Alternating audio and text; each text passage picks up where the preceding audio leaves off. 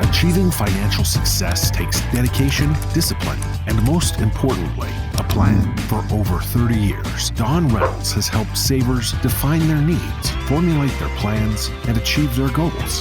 From accumulation to preservation and protection, and through the income distribution phase in retirement, implementing the right strategies makes all the difference. Your retirement is our business. Welcome to Strategic Asset Preservation. Good afternoon, everybody, and welcome to another episode of Reynolds Wrap. Joining me, of course, is Corey Stilt, my good friend and business partner. Welcome, everyone. And so today we're going to talk about, individual investors, if you will. So folks who want to go out and open up a Schwab account, but, you can go to Fidelity and whatnot. I think that the objective here the point, I guess, that we want to get across is it's very easy to open up an account. Mm-hmm. And if you're going to do that and you want to manage your own assets, certainly we respect that. I think you need to understand some of the ins and outs and tax ramifications and things of that nature. And that's what we're going to kind of cover for you today. Number one, in one of our previous episodes, we talked about risk. Make sure you understand the risk you're getting into when you start doing these investments. Mm-hmm. Because you may think that your risk level is low, but then you go invest into a certain thing, not realizing that could be a very high risk investment. So make sure you do your research before you just go start putting money into things. The other piece of that, if you're planning on trying to beat the market, so maybe you're doing day trading or, trading in and out, you got to realize there could be some big tax ramifications with that as well. Absolutely. Yeah. The source of the account, the source of the money will dictate, what would potentially be taxable or tax ramifications to you.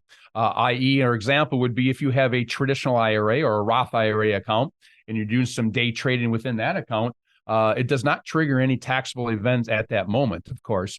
Often, though, people don't understand that. Maybe open up a non-qualified or a cash account that is not an IRA. And if you trade in that daily, you could potentially be having a tax ramification every single time you trade in that account. And a lot of people don't understand that if you don't hold a specific, investment or position beyond a year and a day, it might actually be ordinary income and not under the capital gains taxation, which, again, we understand capital gains taxation potentially is a little more favorable than ordinary income. So you got to understand, again, what the account is, the type of the account, the source of money in the account, and make sure you understand, again, what would my potential daily trading be as far as tax ramifications go, because often people get surprised in a non-qualified account at the end of the year, getting some, 1099s or different types of tax ramifications, and it can actually be higher than what you may have even made in that account for that year. Oh, yeah, for sure. Well, we talk about that in our workshops where maybe you start with a $100,000 investment January 1. And, you're doing what you do all year, and maybe at the end of the year, it's worth 110, maybe it's worth 90, depending on how the year goes. But let's just say it's worth 90. So you actually lost $10,000 of your value. But then February 1st comes and you get a 1099 from that firm saying that you made, who knows it, depending on how much you're trading in capital gains and all, it could be a big number. It could be $15,000. And you're going, well, wait a minute, I lost 10,000 in value. How can I get a 1099 for 15? Well, that's what we're talking about, the tax ramifications. And if you don't understand that when you're doing this, it can be very, very alarming and enlightening when you do your taxes. Another thing too is, obviously if you're setting up an account on your own and you've got a 401k and an old employer, make sure you set that account up as an IRA, because if you don't and you transfer that over there, you got a taxable event on the entire amount that you transferred because it didn't go like to like. So just make sure they're characterized properly when you're doing these things as well, folks. Yeah. And another big point I want to make sure to our investors and listeners understand is that in our opinion, and if you look at, in fact, even beyond our opinion, a third-party research, Dalbar study over the past 35 years, they have historically found that year after year, those working with a financial advisor will actually outperform what they will do as an average individual investor.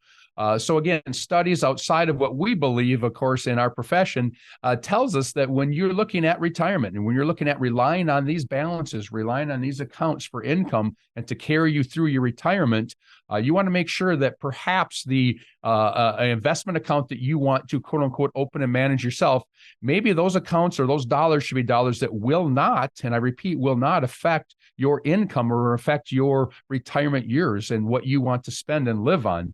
I know a lot of the clients that we currently work with as clients, any type of account, they will call it as a play account.